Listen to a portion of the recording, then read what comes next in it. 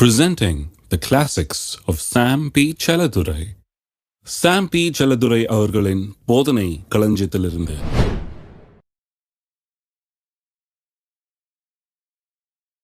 திருப்பம் யாத்ராகமம் 33 அதிகாரம் 33:1-4 வசனங்கள். யாத்ரா 33:1-4 வசனங்கள். கர்த்தர் மோசேயை நோக்கி, நீயும் எகிப்து தேசத்திலிருந்து நீ அழைத்து கொண்டு வந்த ஜனங்களும் இவ்விடத்தை விட்டு புறப்பட்டு உன் சந்ததிக்கு கொடுப்பேன் என்று நான் ஆபிரகாமுக்கும் ஈசாக்குக்கும் யாக்கோபுக்கும் ஆணையிட்டு கொடுத்த பாலும் தேனும் ஓடுகிற தேசத்துக்கு போங்கள். நான் ஒரு தூதனை உங்களுக்கு முன்பாக அனுப்பி கானானியரையும் எமோரியரையும் ஏத்தியனையும் பெரிசியனையும் ஏவியனையும் எபூசியனையும் துரத்தி விடுவேன். ஆனாலும் வழியிலே நான் உங்களை நிர்மூலம் பண்ணாதபடிக்கு நான் உங்கள் நடுவே செல்ல மாட்டேன். நீங்கள் வணங்கா கழுத்துள்ள ஜனங்கள் என்றார். துக்கமான வார்த்தைகளை ஜனங்கள் கேட்டபோது ஒருவரும் தங்கள் ஆபரணங்களை போட்டுக்கொள்ளாமல் துக்கித்து கொண்டிருந்தார்கள். கர்த்தர் எப்படி சொல்கிறார் பாருங்க, நான் உங்களோட வரப்போகிறதில்ல, ஒரு தூதனை அனுப்புகிறேன்றார். ஏன்? வழியில் நான் வந்தால் நீங்கள் என்ன ஆகிடுவீங்க? நிர்மூலமாகிடுவீங்கன்றார். நான் வந்தால் நடக்கிறதே வேறன்றார். கோபமாக இருக்கார் கொஞ்சம். ஏன்னா இந்த ஜனங்கள் ஏற்கனவே சொல்லியிருந்தார், எந்த ஒரு சொரூபத்தையும் நீங்கள் உண்டாக்காதீங்க, வணங்காதீங்கன்னு சொல்லியிருந்தார். ஏன்னா சொரூபம்ங்கிறது கடவுள் ஆவியாக இருக்கிறார். அவர் எல்லா சொரூபத்தை காட்டிலும் பெரியவர். மனுஷன் எப்போவுமே கடவுளை பிரதிபலிக்கிற எதையாவது ஒன்றை செஞ்சிடலாமான்னு பார்க்குறான். அப்படி செய்யும்போது என்ன ஆகிறது? கடவுளை நம்ம ரொம்ப ரெடியூஸ் பண்ணிடுறோம். அவர் எவ்வளோ பெரியவர், அவரை ஒரு சின்ன சொரூபத்தில் நம்ம அடக்க பார்க்குறோம். அது கடவுள் அது பெருமையாக நினைக்கிறது இல்லை. நீங்கள் கடவுளாக இருந்தால் என்ன நினைப்பீங்க? அவ்வளோ பெரிய ஆளாக இருக்கிற ஆளை ஒரு சின்ன பொம்மையில் செஞ்சு காமிச்சா எப்படி நினைப்போம் நம்ம? அது ஒரு இன்சல்ட்டாக தான் கடவுள் நினைக்கிறாரு. என்ன இவ்வளோ பெரிய, நான் அண்டசராசரங்களையும் உண்டாக்கினவன், நான் அதெல்லாம் உண்டாக்கினேன்னா இந்த அண்டசராசரங்களை காட்டிலும் பெரியவன், என்னை கொண்டாந்து இவ்வளோண்டு ஒரு சொரூபத்தில் நிறுத்தக்கூடாது என்று சொன்னால், அப்படி செய்கிறவர்களுக்கு அது விளங்கலன்னு அர்த்தம். கடவுள் எப்படிப்பட்டவர்ன்றது விளங்காமல் நம்ம செய்கிறோம். அப்போ கடவுள் அதனால தான் சொல்கிறாரு, அப்படியே சொல்கிறாரு, செய்யாதீங்கன்றார். இப்படி செய்யாதன்னு சொல்கிறாரு. செய்யாதன்னு சொன்ன பிறகு இவங்க ஒரு கண்ணுக்குட்டியை செஞ்சு அதை வணங்கி இதெல்லாம் பண்ண ஆரம்பிக்கிறாங்க. கர்த்தருக்கு கோவம் வந்துருச்சு. கோவம் சொல்கிறார், நான் வரல உங்க கூட, இந்த ஜனங்கள் நீ தான் கொண்டு வந்த, நீயே கூப்பிட்டு போ, பாலும் தேனும் ஓடுற தேசத்தை கொண்டு போய் சேர்த்துறேன். முடியாது, ஒரு தூதனை வேணா அனுப்புகிறேன், நான் வரல, நான் வந்தால் நடக்கிறதே வேறங்கிறார். கர்த்தர் கொஞ்சம் கோபமாக இருக்கிறார். இதை கேட்ட உடனே ஜனங்களுக்கெல்லாம் ஒரே துக்கமாயிடுச்சு. அப்போ மோசே கர்த்தரிடத்தில் போகிறான் பாருங்க. ஒருவன் தன் சிநேகிதனோட பேசுவது போல கர்த்தர் மோசையோட முகமுகமாய் பேசினார். என்ன ஆச்சரியம் பாருங்க. அந்த காலத்திலேயே பழைய உடன்படிக்கையின் கீழேயே இயேசு ரத்தம் சிந்தி மீட்டு கொள்றதுக்கு முன்னாடியே மோசே கர்த்தரிடத்தில் ஒரு ஃப்ரெண்டு மாதிரி பேசினானா. நீங்கள் ஒரு ஃப்ரெண்டுக்கிட்ட எப்படி பேசுவீங்க, அது மாதிரி பேசினானா. இது இன்னைக்கு கூட நிறைய பேருக்கு விளங்க மாட்டேங்குது. புதிய உடன்படிக்கைகள் இருக்க கிறிஸ்தவர்கள் கூட நிறைய பேருக்கு இது விளங்க மாட்டேங்குது. ஏன்னா சிலர் கேட்டுக்கு வெளியே நிற்கிற பிச்சைக்காரன் மாதிரி கடவுள்கிட்ட போகிறாங்க. கண்ணை மூட்டு கேட்டிங்கன்னா அது பிச்சைக்காரனா கிறிஸ்தவ ஜபமானு யோசிக்க வேண்டியதாக இருக்கும். ஐயா அப்படின்வாங்க. இவங்க ஐயான்னு பிச்சை எடுக்க அவர் ஏதோ பொட்டுன்னு போடுற மாதிரி இவங்க யோசிச்சுட்டு இருக்கிறாங்க. ஏன்னா கடவுளை சரியாக விளங்கிக்கல பாருங்க. மோசே மற்ற ஜனங்களை காட்டில் வித்தியாசம் உள்ளவனாக இருக்கான், கடவுளை அறிந்தவனாக இருக்கிறான். அவன் கடவுள்கிட்ட ஒரு நண்பனை போல பேசுகிறான் பாருங்க. அந்த காலத்தில் அவனுக்கு அவ்வளோ பெரிய ஒரு தைரியம் இருந்தது. நான் சொல்கிறேன், இந்த காலத்தில் நமக்கு ரொம்ப அதிக தைரியம் இருக்கணும். ஏனென்றால் அவர் நம்முடைய பரலோக தகப்பனாக இருக்கிறாரு. நண்பன் இல்லை, நம்முடைய சொந்த தகப்பனை காட்டிலும் ரொம்ப அதிகமாக நம்ம அவர்கிட்ட உரிமையோடு போய் பேசலாம். ஜெபம்ங்கிறது ஏதோ ஒரு நாம் கூப்பாடு போடுற ஒரு காரியம் கிடையாது. ஜெபம்ங்கிறது நம்முடைய பரலோக தகப்பனிடத்தில் போய் நாம் எல்லாவற்றையும் பெற்றுக்கொள்ளுகிற ஒரு காரியம். அது ஒரு அருமையான ஒரு ப்ரிவிலேஜ், ஒரு ஸ்லாக்கியம் என்று தான் சொல்ல வேணும். அதை கொச்சப்படுத்தக்கூடாது, அதை ஏதோ பிச்சைக்காரத்தனமாக ஆக்கக்கூடாது. ஜெபம்ங்கிறது ஒரு மேன்மையான காரியம். கர்த்தர் சொல்கிறார், வா நம்ம வழக்காடுவோம்ன்றார், பேசலாம் வான்றார். நீ உனக்கு சொல்ல வேண்டியதை சொல்லு, நான் உனக்கு சொல்ல வேண்டியதை சொல்கிறேன்றார். அதுதான் ஜெபம். கர்த்தர் என்ன சொல்கிறாரு, என்கிட்ட பேசு, நம்ம உட்காந்து போர்ட் மீட்டிங்கில் பேசுகிற மாதிரி பேசலாங்கிறார் கர்த்தர். எத்தனை பேர் இருக்கிறீங்க? மோசே பாருங்கள், எவ்வளோ பெரிய ஸ்லாக்கியம். கர்த்தர் இடத்துல போய் ஒரு நண்பரை போல பேசுகிறான் அவர்கிட்ட. அது ஆச்சரியத்தோடு இங்கே சொல்லப்பட்டிருக்கிறது. பின்பு அவன் பாளையத்துக்கு திரும்பினான். 12ஆம் வசனம் பாருங்கள். மோசே கர்த்தரை நோக்கி, தேவரீர் இந்த ஜனங்களை அழைத்து கொண்டு போ என்று சொன்னீர், ஆயிலும் என்னோட கூட இன்னாரை அனுப்புவேன் என்பதை எனக்கு நீர் அறிவிக்கவில்லை. கூட்டு போன்னு சொன்னீர், ஆனால் நீர் வரல, யாரையோ அனுப்புகிறேன்லாம் என்கிட்ட சொல்லியே அப்படிங்கிறான். அப்புறம் சொல்கிறான், என்றாலும் உன்னை பேர் சொல்லி அழைத்திருக்கிறேன் என்றும் என் கண்களில் உனக்கு கிருபை கிடைத்தது என்றும் தேவரீர் சொன்னது உண்டே. வேற ஒன்று சொல்லியிருக்கிறீரு, என்ன சொல்லியிருக்கிறீரு? உன்னை பேர் சொல்லி அறிந்திருக்கிறேன்னு சொல்லியிருக்கிறீரு. என் கண்கள் உனக்கு கிருபை கிடைத்தது என்றும் சொல்லியிருக்கிறேன்.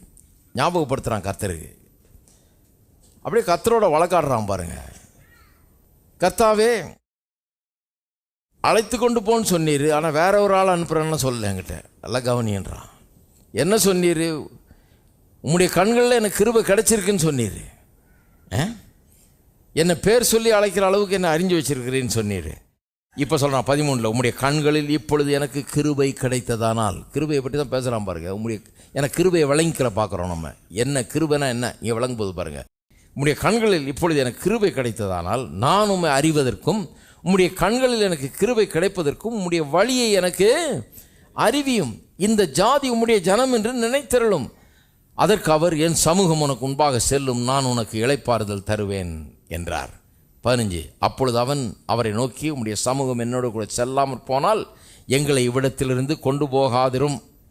சொல்கிறான், நீர் வரலன்னா நான் போல, எங்களை கொண்டு போகாதையும். வந்தால் நீர் வாரம், வந்தால் நான் வரேன், போகலாம். இல்லைன்னா நான் போக ஆயத்தம் இல்லை. நான் சொல்கிறேன், வாழ்க்கை பயணம் ரொம்ப முக்கியமான ஒரு பயணம். இந்த வாழ்க்கை பயணத்தில் கர்த்தர் இல்லாமல் பயணிக்கக்கூடாது. கர்த்தர் இந்த பயணத்தில் நம்மோடு கூட வருமாறு என்றால் இந்த பயணம் இனிதான பயணமாக இருக்கும், அற்புதமான பயணமாக இருக்கும். வழியெல்லாம் அற்புதம் நடக்கும், வழியெல்லாம் பாதுகாப்பு இருக்கும், வழியெல்லாம் நிம்மதி இருக்கும், வழியெல்லாம் சமாதானம் இருக்கும், வழியெல்லாம் சந்தோஷம் இருக்கும். கர்த்தர் இந்த பயணத்தில் நம்மோடு கூட வரும். வாழ்க்கை பயணங்கிறது ஒரு பரிதாப பயணம் இல்லை. நிறைய கிறிஸ்தவர்கள் ஒரு பரிதாப பயணம் ஆகிட்டாங்க. இதை கத்தாவேன்னு போயிட்டுருக்கிறேன் பிரதர் அப்படின்னு. இது ஒரு பரிதாப பயணம் இல்லை, இது ஒரு பக்தி பயணமும் அல்ல. இது ஒரு அற்புதமான ஒரு பயணம், ஒரு இன்பமான பயணம், சந்தோஷமிக்க ஒரு பயணம். தேவன் பெரிய காரியங்களை செய்கிற ஒரு வாழ்க்கை பயணம். இந்த வாழ்க்கை பயணத்தில் போயிட்டுருக்கோம். நான் ரொம்ப நாளாக வந்துக்கிட்டு இருக்கிறேன். இப்போ ரொம்ப நாளாக என்ன சிலர்லாம் பார்க்குறீங்க, முடியெல்லாம் நிறச்சிருக்கு, ரொம்ப நாளாக இருப்பார் போல. இப்போ கொஞ்சம் நிறைய அனுபவம் வந்துருக்குது. இந்த வாழ்க்கை பயணத்தை பற்றி நல்லா கற்றுக்கிட்டு வர்றேன். ஒரு காரியத்தை நான் கண்டுபிடிச்சிட்டேன், கர்த்தர் கூட இருந்தார்னா வாழ்க்கை பயணம் அருமையானதாக இருக்கிறது. வழியில் எவ்வளோ போராட்டங்கள், வழியில் எவ்வளோ பிரச்சனை, வழியில் எவ்வளோ சவாலை சந்திக்க வேண்டியதாக இருக்குது, வழியில் எத்தனை இடையூறுகள், எத்தனை இதை மேற்கொள்ள வேண்டியதாக இருக்குது. சிலர்லாம் ஒரு சின்ன பிரச்சனைக்கு அழுகுறாங்க. நான் தான் சொல்கிறது, எவ்வளோ பெரிய இதெல்லாம் சந்திக்க வேண்டியது. இதுக்கே பயந்தா எப்படி, இதுக்கே அழுதா எப்படி? பயப்படக்கூடாது, அழுகக்கூடாது, கலங்கக்கூடாது. ஏன்னா வாழ்க்கையில் போகிற வழியில் நிறைய சவால்கள்லாம் இருக்குது. ஆனால் கர்த்தர் நம்மோடு கூட இருக்காரா, அதுதான் ரொம்ப முக்கியம். கர்த்தர் நம்மோடு கூட இருந்தால் நமக்கு எதிராக எழும்புகிற ஆயுதங்கள் ஒன்றும் வாய்க்க முடியாது. ஒரு மனுஷனும் நமக்கு நேராக ஒரு விரலை கூட நீட்ட முடியாது, ஒன்றுமே செய்ய முடியாது. அப்போ எது முக்கியம்? கர்த்தர் நம்மோட இருக்கிறாராங்கிறது தான் ரொம்ப முக்கியம். என்னுடைய அனுபவத்தில் நான் சொல்கிறேன், கர்த்தர் கூட இருந்தார்னா வாழ்க்கை அருமையான அற்புதமான ஒரு பயணமாக, ஒரு விசுவாச பயணமாக, இன்ப பயணமாக மாறிவிடுகிறது. அதுதான் மோசே சொல்கிறான் பாருங்க, நீர் போகலன்னா நான் போகல ஆண்டவரே, நீர் வரலன்னா நான் வரல, எனக்கு பாலும் வேணாம் தேனும் வேணாம் ஒன்றும் வேணாம், நீர் வராமல் அப்புறம் என்னத்தை நான் போய் அடையிறது, என்னால் அடையவே முடியாது. நீர் வந்தீங்கன்னாலும் தான் நான் போவேன், கூட வரணும். எத்தனை பேர் சொல்கிறீங்க கர்த்தர் உங்களோட கூட வரணும்னு? கர்த்தர் கூட வரணும். வாலிபர்லாம் இருக்கிறீங்க, அதனால தான் வேதம் சொல்லுது, வாலிபனே உன் வாலிப நாட்கள் சிருஷ்டியே நினை. ஏன் நிறைய வாலிபர்கள் வழங்குறது இல்லை. அவன் என்ன நினைக்கிறான், இப்போ ஒரு ஆட்டம் போட்டுட்டு கிழவனான பிறகு சிருஷ்டிக்கிறேன் நினைப்போம். ஏன்னா கல்லறைக்கு பக்கத்தில் போய் குடியிருந்துட்டு கோயிலும் பக்கத்துலேயே இருக்கும், அப்படியே கோயிலுக்கு போய்ட்டு அப்படியே கல்லறைக்கு போயிடலாம் அப்படின்னு ஒரு யோசனை பாருங்கள். அப்போ வாலிப நாளில் ஒரு ஆட்டம் போடுறது தான், இப்போ என்ஜாய் பண்ணணும்டா அப்படின்னு பக்கத்தில் சொல்கிறான் இல்லையா, சொல்கிறானுங்க இல்லையா? அவனுக்கு தெரியாதுடா, இப்போ என்ஜாய் பண்ணணும், அப்புறம் வயசான பிறகு கொஞ்சம் அமுக்கி வாசிக்கணும். எப்படி பேசுகிறானுங்க பாருங்க. மோசே சரியான ஒரு தீர்மானத்தை எடுக்கிறான் பாருங்க. நீர் வரலன்னா நான் போல, நல்ல பாலிசி அது. நீர் வரலன்னா நான் போல, எனக்கும் இப்போ பாருங்க, எனக்கும் ஜனங்களுக்கும் உம்முடைய கண்களில் கிருபை கிடைத்தது என்பது எதனால் அறியப்படும் சொல்கிறான். எனக்கும் உம்முடைய ஜனங்களுக்கும், அதாவது எனக்கும் இந்த இஸ்ரவேல் மக்களுக்கும் உம்முடைய கண்ணில் தயவு கிருபை கிடைச்சதுன்னு எப்படி தெரியும்? எப்படி தெரியும் அவனே சொல்கிறான் பாருங்க. நீர் எங்களோட வருவதினால் அல்லவா. ஹலோ, எப்படி கர்த்தர் கண்களில் நம்ம கிருபை பெற்றவர்கள்னு எப்படி தெரியுங்க? கர்த்தர் நம்மோடு வருவதனால் அல்லதான். யோசேப்பு போய் போத்திபார் வீட்டில் வேலைக்காரனாக இருந்தான், அடிமையாக இருந்தான். ஆனால் கர்த்தர் அவனோடு கூட இருந்தார். அங்கே எல்லாரை விட மேலே வந்துட்டான். அங்கே இருக்கிற ஃப்ரீ பீப்புள், அதாவது அடிமையாக இல்லாமல் சுதந்திரமாக இருக்கிற ஆளுங்க, அந்த தேசத்தை ஆளக்காட்டில் மேலே வந்துட்டான். அவனுக்கெல்லாம் இவன் எஜமான் ஆகிட்டான். ஏன்னா கிருபை உங்களை உயர்த்துகிறது. கர்த்தர் உங்களோட கூட இருக்கிறது தான் கிருபை. கிருபை உங்களுக்கு இருக்குதுன்னு என்ன அடையாளம்? கடவுள் உங்களோட இருக்கிறார்ன்றது. அதை மற்றவங்க பார்த்து சொல்லணும். நீங்களே சொல்லிட்டு கர்த்தர் என் கூட இருக்கிறாருன்னு மற்றவங்களுக்கு பார்த்தா தெரியணும் கர்த்தர் உங்களோட கூட இருக்கிறார்ன்று. கர்த்தர் உங்களோட கூட இருக்கும்போது நடக்கிறதே வேற. நீர் எங்களோட கூட வருவதனால அல்லவா? எப்படி தெரியும்ன்றான்.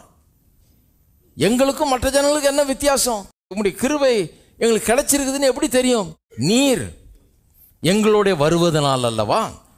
இப்படியே பூமியின் மேல் உள்ள ஜனங்கள் எல்லாரிலும், அதாவது எல்லாரை காட்டிலும் நானும் உம்முடைய ஜனங்களும் விசேஷித்தவர்கள் என்று விளங்கும் என்றான். இப்படி தான் விளங்கும். அது எது விளங்கும்? பூமியில் உள்ள எல்லா ஜனங்களை காட்டிலும் நானும் இந்த ஜனங்களும் விசேஷித்தவர்கள். கர்த்தர் பாருங்க ஒரு லைனை ட்ராப் பண்ணிட்டார். இஸ்ரவேல் ஜனங்களை அவங்களோட டீல் பண்ணும்போது எகிப்தில் போய் அடிமைகள் ஆகிட்டாங்க, எல்லாம் இதாகிடுச்சு. இவங்களும் கடவுளை விட்டு தூரமாக போயிட்டாங்க. அந்த எண்ணமே கிடையாது. பாருங்கள், கடவுள் தன்னை வெளிப்படுத்தும் போது முதல்ல ஒரு லைனை ட்ராப் பண்ணுறாரு. இவங்கெல்லாம் எகிப்தியர், இவன் இஸ்ரவேலன். ஒரு லைனை ட்ராப் பண்ணுறாரு. இவன் பேரில் ஆசீர்வாதம், இவன் பேரில் கிருபை, இவன் பேரில் கருணை, இவன் பேரில் அன்பு, இவனுக்கு அற்புதம். அவனுக்கு கடவுளுடைய கிருபை இல்லை, உதவி இல்லை. அவங்களுக்கு அவன் புத்தி தான், அவன் அறிவு தான், அவன் பலம் தான், அவன் பணம் தான், அவன் இது தான், அவ்வளோதான் அவனுக்கு. இவனுக்கு கடவுளுடைய கிருபை, ஆற்றல், கடவுளுடைய பலன் எல்லாம் இவனுக்கு கூட இருக்குது. ஒரு லைனை ட்ரா பண்ணி யார் பெரியவன்றதை காட்டுறாரு கர்த்தர். அப்போ நான் சொல்கிறேன், நீங்கள் கடவுளுடைய கிருபை உங்களோடு கூட இருக்குதுன்னா கர்த்தர் உங்களோடு இருக்கிறது தான் கடவுளுடைய கிருபை. அதுதான் இங்கே விளக்கம் சொல்கிறார். கடவுள் கூட இருக்கிறார். இவர்கள் எல்லாரிலும் நானும் உம்முடைய ஜனங்களும் விசேஷித்தவர்கள் என்று விளங்கும் என்று சொல்கிறான். அப்போ பாருங்கள், கர்த்தருடைய கிருபை என்றால் என்னங்கிறதுக்கு ஒரு பெரிய விளக்கமே இங்கே தரப்படுகிறது. அது என்ன? அவருடைய பிரசன்னம். கிருபை என்னன்னா, கிருபை இருக்குதுன்னு எப்படி தெரியும்? முதல் காரியம், கர்த்தருடைய பிரசன்னம் அங்கே அவர்களோடு கூட இருக்கிறது. அதுதான் கிருபை இருக்கிறதுக்கு முதல் அடையாளம். கர்த்தருடைய பிரசன்னம் அவர்களோடு கூட இருக்குது. கர்த்தருடைய பிரசன்னம் உங்களோடு கூட இருந்தால் உங்களுக்கு முன்னால் அந்த பிரசன்னம் செல்லும். உங்களுக்கு முன்னால் சென்று உங்களுக்காக ஒரு செல்வாக்கை அது ஏற்படுத்தி தரும். உங்களுக்கு வாசலை திறக்கும், உங்களுக்கு காரியங்களை சாத்தியமாக்கும், வாய்ப்புகளை உண்டாக்கி தரும், கடினமான காரியங்களை சுலபமாக்கி தரும், பாதையை செவ்வையாக்கும், காரியங்களை வாய்க்க பண்ணும். கிருபை உங்களுக்கு முன்னால் உங்கள் கூட வரும்போது உங்களுக்கு முன்னால் போய் ரெடி பண்ணும். எல்லாத்தையும் நீங்கள் போகிற பாதையை உங்களுக்காக ஆயத்தப்படுத்தும் என்பதில் சந்தேகமே கிடையாது. அப்போ இதையும் நாடக்கூடாது. எதை நாடணும்? கடவுளுடைய கிருபையை நாடணும். ரெண்டாவது, கடவுளுடைய கிருபை ஒரு மனுஷனிடத்தில் இருந்ததுன்னா அவனுக்கு இளைப்பாறுதல், சமாதானம் உண்டாயிருக்கும். 14 வசனம் சொல்லுது பாருங்க. அதற்கு அவர், என் சமூகம் உனக்கு முன்பாக செல்லும், நான் உனக்கு இளைப்பாறுதல் தருவேன்றார். என்ன சொல்றாரு? அப்பா, என் சமூகம் உன் கூட செல்லும், நான் வர்றேன் உன் கூட, அதனால நீ ஒன்றும் கவலைப்படாத. இளைப்பாறுதல்னா நீ ஒன்றும் பதட்டம் அடையாத, நீ ஒன்றும் கவலைப்படாத, நீ ஒன்றும் மண்டையை உடைச்சிக்காத, நீ ஒன்றும் பதட்டம் அடையாத. நீ ஐயோ நான் எப்படி பண்ணுறது, ஐயோ எப்படி போகிறது, ஐயோ இது எப்படி ஆகும், ஐயோ இது எப்படி நடக்கும் அப்படின்லாம் நீ ஒன்றும் பண்ண வேண்டியதில்லை. என் சமூகம் உன்னோட வருகிறது, உனக்கு நான் இளைப்பாறுதல் தருவேன், நீ ரெஸ்டடாயிரு. லைஃபே, வாழ்க்கையே ஒரு ரெஸ்ட்டு தான். ரெஸ்ட்டுன்னா வேலை இல்லாமல் உட்காந்துருக்கிறது இல்லை. இதை வேற சொல்ல வேண்டியதாக இருக்குது பாருங்க. ஏன்னா சிலர்லாம் திங்கக்கிழமை காலையில் போய் ரிசைன் பண்ணிட்டு வந்துடுவாங்க. பாஸ்டர் சாமே சொல்லிட்டாரு வாழ்க்கையே ரெஸ்ட்டு தான் சொல்லி, அதனால் ரிசைன் பண்ணி போ, வேலையும் வேணாம் ஒன்றும் வேணான்னு எழுதி கொடுத்துட்டு வந்துடுற ஆளுகளாக இருக்கிறாங்க. ஜாக்கிரதையாக இருங்க, கரெக்டாக வேலைக்கு போங்க. ரெஸ்ட்டுங்கிற பேரில் பெஸ்ட் ஆகிடக்கூடாது, வீட்டில் இருந்து எல்லாருக்கும் தொல்லை கொடுக்குற ஆள் ஆகிடக்கூடாது. அப்போ ரெஸ்ட்டுனா என்ன? ரெஸ்ட்டுனா வீட்டில் உட்காந்துருக்கிறது இல்லை, வேலை இல்லாமல் இருக்கிறது இல்லை. ரெஸ்ட்டுனா கவலைப்படாமல் இருக்கிறது, பாரத்தை சுமக்காமல் இருக்கிறது, குழம்பி போகாமல் இருக்கிறது, பதற்றம் அடையாமல் இருக்கிறது, தலையை சொந்திட்டு இல்லாமல் இருக்கிறது, ஹலோ மண்டையை உடைச்சிக்காமல் இருக்கிறது, தலையை பிச்சுக்காமல் இருக்கிறது. எப்படி சொல்கிறது? இன்னும் சிம்பிளாக சொல்ல முடியுமா? அதான் ரெஸ்ட்டு. நிறைய பேர் வீட்டில் உட்காந்துட்டு மண்டையை பிச்சுக்கிறாங்க. அது ரெஸ்ட் இல்லை. அது இவங்களால மற்றவங்களும் மண்டையை பிச்சுக்க வேண்டியதாக இருக்குது. அது பெஸ்ட்டு. அது பெஸ்ட்டுன்னா அந்த கற்பாம்பூச்சி இந்த மாதிரிலாம் தொந்தரவு கொடுக்குறது. ரெஸ்ட்டு, நான் சொல்கிறது ரெஸ்ட்டுங்க. ரெஸ்ட்டுன்னா என்ன? எந்த கவலையும் இல்லை, நான் பாரத்தை சுமக்கலை, நான் ஏதோ பெரிய காரியம் ஒன்றும் பண்ணல, நான் எனக்கு கடவுள் எனக்கு எதுக்கு அழைச்சாரோ அந்த வேலையை நான் செஞ்சிகிட்ருக்கிறேன், பாரத்தையெல்லாம் அவர் மீது நான் வைக்கிறேன், எனக்கு அவர் இளைப்பாறுதலை தருகிறார். அதான். எத்தனை பேர் அந்த மாதிரி ரெஸ்ட்டு தேவைன்றீங்க? கர்த்தர் சொல்கிற நான் கூட வர்றேன், கூட வந்தால் என்ன கிடைக்கும்? இளைப்பாறுதல் கிடைக்கும். அப்போ கடவுளுடைய கிருபை ஒரு மனுஷனுக்கு இருக்குதுன்னா முதல்ல அவனுக்கு என்ன இருக்குது? கடவுளுடைய பிரசன்னம் கூட வருது. ரெண்டாவது அவனுக்கு இளைப்பாறுதல். அவனுக்கு அனாவசியமான கவலை, பாரங்கள், குழப்பங்கள் எல்லாம் ஒன்றும் கிடையாது. அவன் இன்னும் அதிகமாக கிருபை அவனுடைய வாழ்க்கையில் சந்திக்க வேண்டிய எல்லா காரியத்துக்கும் அதிகமாக கர்த்தர் கிருபையை தருகிறாரு. அக்கிரமக்காரர்களுக்கு நமக்கும் பெரிய வித்தியாசம் இருக்குது பாருங்கள். வேதம் சொல்லுது அக்கிரமக்காரர்களுக்கு இளைப்பாறுதல் இல்லை. there is no rest for the transgressorன்னு சொல்லியிருக்கு. அப்படியே சொல்லுது பாருங்கள். அவனுக்கு அக்கிரமக்காரனா யார்? அக்கிரமக்காரனா வெறும் பெரிய கொலை செய்கிறவன் அப்படின்னு கிடையாது. அக்கிரமக்காரன்னா கடவுளை நம்பாதவன், கடவுள்கிட்ட எந்த தொடர்பும் இல்லாதவன், கடவுளோட ஒரு உறவு இல்லாதவன், அவனுக்கு சமாதானமே கிடையாது. இன்னொரு இடத்துல சொல்லுது வேதம், அவன் இந்த அலையை போல இருக்கிறான். ஓயாத அலைகள் ஓயாது பாருங்கள். அந்த மாதிரி ஓ ஓ ஓ ஓன்னு அடிச்சிட்டு இருக்கோம். அது அழுக்கு ஆதியும் இதையும் சத்தையும் கொண்டு தள்ளிக்கிட்டே இருக்கும் பாருங்கள். திருப்பி திருப்பி ஓ ஓ ஓன்னு வந்துக்கிட்டு போயிட்டே இருக்கும். அதே மாதிரி தான் அவனுடைய வாழ்க்கை இருக்கிறது. ஓய்வே இல்லாமல் அலைகளை போல போயிட்டு இருக்குது அவனுடைய வாழ்க்கை. ஆனால் கர்த்தரை நம்புகிறவர்களுக்கு அப்படி இல்லை. கர்த்தரை நம்புகிறவர்களுக்கு வாழ்க்கை இளைப்பாறுதலாய் இருக்கிறது. இருக்கீங்களா? சரி. அப்போ இந்த இளைப்பாறுதலில் நாம் வாழுகிறோம். இந்த இளைப்பாறுதல் பாருங்கள் எப்படி இருக்குதுன்னா, பெரிய புயலில் கூட, ஸ்டாமில் கூட என்ன சொல்கிறாங்கன்னா, ஐ ஆஃப் த ஸ்டாம்னு ஒன்று இருக்குன்றாங்க. ஒரு பெரிய காற்று, சுழல் காற்று அடிக்குதுன்னா சுற்றிலும் பெரிய இந்த சுழலில் மாட்டினீங்கன்னா அவ்வளோதான், சின்ன பின்னமாகிடுவீங்க. ஏன்னா அது போட்டு ஆளை ஒரு வழியாகிடும், வீடுகளெல்லாம் தூக்கி எறிஞ்சிடும். அவ்வளோ சக்தி இருக்குது அந்த சுழலுக்கு. ஆனால் அந்த ஸ்டாமுக்கு நடுவில் சென்டரில் போனீங்கன்னா அமைதி இருக்கிறது. இங்கே இவ்வளவு சுழற்சி இருக்குது, ஓ ஓ ஓ ஓன்னு போகும். அதில் லேசாக பட்டாலே போச்சு, சின்ன பின்னமாகிடுவோம். ஆனால் நடுவில் சென்டரில் இருக்கும்போது ஐ ஆஃப் த ஸ்டாம்னு அதை தான் சொல்கிறாங்க, சென்ட்ரல் பிளேஸை. அங்கே இருக்கும்போது அங்கே டோட்டல் பீஸ் இருக்குதான், அங்கே எந்த இதுவும் இருக்காதான். இங்கே தான் சுழற்சி, நடுவில் காம்னஸ் அப்படியே இருக்குது. அப்போ நம்ம ஒரு ஐ ஆஃப் த ஸ்டாம் மாதிரி நம்மளை கர்த்தர் ஒருவேளை நம்ம சுற்றி சுழற்காற்று மாதிரி அடிக்கலாம், நம்ம சுற்றி பல போராட்டங்கள், நம்மளை சுற்றி பல காரியங்கள் நடக்கலாம். ஆனால் நம்ம அதுக்கு நடுவில் ஒரு பாதுகாப்பான இடத்துல நாம் இருக்கிறோம். அந்த இடம் ரொம்ப முக்கியம். அது கர்த்தருடைய கிருபையின் இடமாய் அது இருக்கிறது. அப்போஸ்தலர் நடபடிகள் 20ஆம் அதிகாரம் 32ஆம் வசனம். ஸோ முதல்ல கர்த்தருடைய பிரசன்னம் இருக்கும். ஒருத்தன் கிருபை இருக்குதுன்னா கர்த்தருடைய பிரசன்னம் அவன் கூட போகுது. ரெண்டாவது அவனுக்கு இளைப்பாறுதல் இருக்குது, சமாதானம் இருக்குது இல்லையா? மூணாவது 32ஆம் வசனம், இப்பொழுதும் சகோதரரே நீங்கள் பக்தி விருத்தி அடையவும் பரிசுத்தமாக்கப்பட்ட அனைவருக்குள்ளும் உங்களுக்கு சுதந்திரத்தை கொடுக்கவும் வல்லவராயிருக்கிற தேவனுக்கும் அவருடைய கிருபையுள்ள வசனத்துக்கும் உங்களை ஒப்புவிடு. எல்லாம் சொல்லுங்க, கிருபையுள்ள வசனத்துக்கு. பவுல் அப்போஸ்தலன் எபேசு சபையில் கிட்டத்தட்ட 2.5 வருஷம் இருந்து பிரசங்கம் பண்ணி ஒரு பெரிய சபையை பில்டப் பண்ணுறாரு பாருங்க.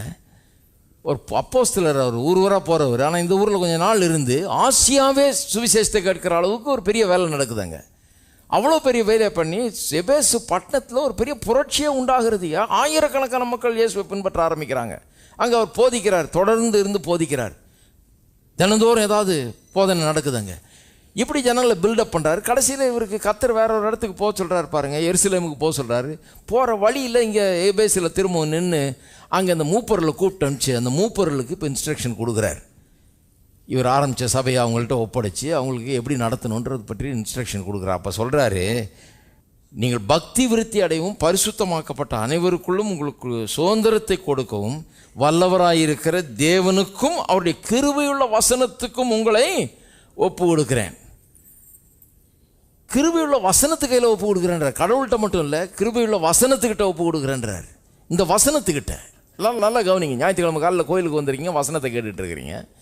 இந்த வசனத்தினுடைய முக்கியத்துவம் நிறைய பேருக்கு புரியல. இந்த வசனத்தினிடத்தில் உங்களை ஒப்பு கொடுக்குறேன்றார். அப்படின்னா என்ன அர்த்தம்?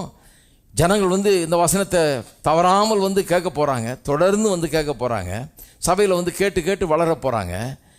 இந்த வசனத்துக்கிட்ட அவங்கள ஒப்பு கொடுக்குறேன். ஏன்னா இந்த வசனத்தை கேட்கிறவர்களுக்குள்ள அது ஒரு வேலையை செய்யும். நிறைய பேருக்கு இதுதான் புரிய மாட்டேங்குது பாருங்க. பிரசங்கரை பார்த்துட்டு இருக்கிறாங்க, அவர் கை வைப்பாரா, அவர் கையிலேருந்து ஏதாவது வருமா, இதை தான் பார்த்துட்டு இருக்கிறாங்களே, வசனத்துலேருந்து என்ன வரும்னு பார்க்குறதே கிடையாது. அதனால தான் நான் அதெல்லாம் எம்ஃபசைஸ் பண்ணுறது இல்லை. கை வைக்கிறது தப்பு கிடையாது, நல்லா புரிஞ்சுங்க. கை வச்சு ஜெபம் பண்ணலாம், ஒன்றும் பிரச்சனை கிடையாது. ஆனால் டிஸ்ட்ராக்ட் பண்ணக்கூடாது ஜனங்களை. இதை விட்டுட்டு அதுக்கு கொண்டு போயிடக்கூடாது, முற்றிலும் அதை நம்பி இருக்கிற மாதிரி ஆக்கக்கூடாது. அதுதான் என்னுடைய பாயிண்ட்டே. எத்தனை பேர் வழங்குது நான் சொல்கிறது? அப்போ வசனம் கிருபையுள்ள வசனம்னு ஏன் சொல்லுது? இன்னொரு இடத்துல சொல்லியிருக்குது, ரோமர் 10ஆம் அதிகாரம் 8ஆம் வசனத்தில் சொல்லியிருக்கிறது, விசுவாச வார்த்தை, நாங்கள் பிரசங்கிக்கிற விசுவாச வார்த்தை அப்படின்றார் அப்போஸ்தலன் பவுல். அப்போ அங்கே விசுவாச வார்த்தைன்றாரு, இங்கே கிருபையுள்ள வசனம்ன்றாரு. அப்போ ஏன் கிருபையுள்ள வசனம்னு இங்கே சொல்லியிருக்காரு, அங்கே விசுவாச வார்த்தைன்னு சொல்லும்போது? ஏன்னா இது விசுவாச வார்த்தை மட்டும் இல்லை, கிருபையுள்ள வசனமும் கூட. இது விசுவாச வார்த்தை ஏன்னா அது விசுவாசத்தை உண்டாக்குது. அதை கேட்குற உள்ளத்தில் விசுவாசம் உண்டாகிறது. அதுபோல் இதை கேட்குறவங்க கிருபையின் வசனத்தை கேட்கும்போது கடவுளுடைய கிருபை நமக்கு என்னவெல்லாம் தந்திருக்கிறது, நமக்கு என்னவெல்லாம் செய்திருக்குது, இந்த கர்த்தர் நமக்கு என்னவெல்லாம் ஆயத்தப்படுத்தி இருக்கிறாரு, நமக்கு என்னத்தையெல்லாம் வச்சிருக்கிறார் கர்த்தர், மீட்பு நமக்கு என்னத்தையெல்லாம் கொடுத்திருக்கிறது, கடவுளுடைய கிருபை நமக்கு என்ன செய்திருக்கிறது என்பதை விளக்கக்கூடிய வசனங்கள் தான் இவைகள். இதை கேட்கும்போது என்ன ஆகிறது? கர்த்தர் நமக்கு வைத்திருக்க லக்கை, லட்சியத்தை, நோக்கத்தை, சித்தத்தை, நமக்காக அவர் கொண்டிருக்கிற தரிசனத்தை, உங்கள் வாழ்க்கைக்காக கடவுள் ஒரு தரிசனத்தை வச்சிருக்காரு. நீங்க சும்மா இல்லை, உங்களுக்காக ஏதோ ஒன்றை வைத்திருக்கிறார். உங்கள் வாழ்க்கை தரிசனம்னு ஒன்று இருக்குது. சிலருக்கு தரிசனமே கிடையாது பாருங்க. ஏதோ வேலைக்கு போயிட்டு வரணும், அப்படியே உட்காந்து டிவி பார்த்துட்டு சாப்பிட்டு தூங்கிட்டு அடுத்த நாள் திருப்பி வேலைக்கு போயிட்டு வரணும். ஏதோ தரிசனமே ஒன்றும் கிடையாது. ஞாயிற்றுக்கிழமை ஒரு கோயிலுக்கு போயிட்டு வந்தோம். ஏன் நாங்கள் தாத்தா காலத்துலேருந்து நாங்கள் போயிட்டு இருக்கிறோம், போகாமல் இருக்கக்கூடாது, என்ன இருந்தாலும் கோயிலுக்கு போயிடணும். தான் ஒரு அம்மா சொல்லுது, நான் போய் விழுந்துருவேங்க ஞாயிற்றுக்கிழமை, போய் எங்கே இருந்தாலும் போய் கோயிலில் விழுந்துருவேன் நான். கிருபையுள்ள வசனம்னா என்ன? கடவுளுடைய கிருபை நமக்கு என்னவற்றையெல்லாம் கொடுத்திருக்கிறது என்பதை சொல்லி சொல்லி சொல்லி சொல்லி சொல்லி அதை குறித்த வெளிச்சத்தை நமக்கு உண்டாக்கி, கடவுள் நமக்காக வைத்திருக்கிற அந்த லக்கையும் லட்சியத்தையும் நாம் அடையும்படியாக நம்மை பக்குவப்படுத்துகிறது, நம்மை பலப்படுத்துகிறது. எத்தனை பேர் கலந்து நான் சொல்கிறது? அதை செய்ய முடியும். இப்போ நான் இதை செய்கிறேன்னு சொன்னால் இதுக்குரிய தைரியம் எனக்கு திடீர்னு ஓவர் நைட் வந்துடல. எனக்கு திடீர்னு செய்திடலாம் அப்படின்ற ஒரு எண்ணம் வரல. கடவுளுடைய வசனம், இந்த கர்த்தருடைய வசனம், நான் என்னவா இருக்க முடியும், கடவுள் என்னவா எனக்கு உதவி செய்கிறார், ஆவியானவர் எப்படி கிரியை செய்கிறார், எல்லாத்தையும் எனக்கு போதிச்சு என்னை பலப்படுத்தி என்னை பக்குவப்படுத்தி நான் எதற்காக அழைக்கப்பட்டேனோ, என்னுடைய லக்கனவோ லட்சியம் என்னவோ அதை நிறைவேற்றும்படியாக எனக்கு அதற்கு வேண்டிய ஸ்ட்ரென்த்தை தருகிறது, சக்தியை தருகிறது. இருக்கீங்களா? அதுதான் கிருபை. இந்த வசனம் கிருபையின் வசனம். ஏன் ஒரு கிருபையை உங்களுக்கு தருது? அது என்ன கிருபை? வாழ்க்கையில் உங்கள் லட்சியங்களை, கடவுள் உங்களுக்காக வைத்திருக்கிற லட்சியங்களை நீங்கள் அடையும்படியான கிருபை உங்களுக்கு தர. அதுக்குரிய சக்தி, ஆற்றலை, அறிவை, ஞானத்தை, விவேகத்தை, திறமையை எல்லாத்தையும் உங்களுக்குள்ள தருகிறது. அதனால தான் இங்கே கவனிக்கிறது அவசியம். பாருங்கள், கிருபையுள்ள வசனம். நீங்கள் என்னவா ஆக வேணுமோ உங்களை அப்படி ஆக்கக்கூடிய ஆற்றல் இந்த வசனத்தில் இருக்குது. இது கிருபையுள்ள வசனம். இதை பிடிங்க, இதை கேளுங்க, இதை கேட்டுக்கிட்டே இருங்க. கிருபை உண்டாகும். எப்படி இருக்கணுமோ அப்படி இருக்கும்படியாக உங்களை மாற்றக்கூடிய கிருபை இந்த வசனத்தில் இருக்கிறது. இருக்கீங்களா? சுதந்திரத்தை உங்களுக்கு கொடுக்கறதுக்காக கர்த்தர் இந்த கிருபை உள்ள வசனத்தை கொடுத்துருக்காராம். இப்படிதான் சொல்லியிருக்கு. கர்த்தர் உங்களுக்கு வச்சிருக்க சுதந்திரத்தை நீங்கள் அடையும்படியாக உங்களுடைய மனதை பக்குவப்படுத்துது, உங்களுடைய இருதயத்தை பக்குவப்படுத்துது, உங்களை ஆயத்தப்படுத்துது, உங்களுக்கு வேண்டிய சக்தியை கொடுக்கறது. அப்போ கிருபை ஒரு மனுஷனுக்கு இருக்குன்னா கடவுளுடைய பிரசன்னம் இருக்குது. ரெண்டாவது, அவனுக்கு கடவுளுடைய சமாதானம் அல்லது இளைப்பாறுதல் இருக்குது. மூணாவது, அவருடைய ஸ்ட்ரென்த்து அவனுக்கு வசனத்தின் மூலமாக உண்டாகிறது.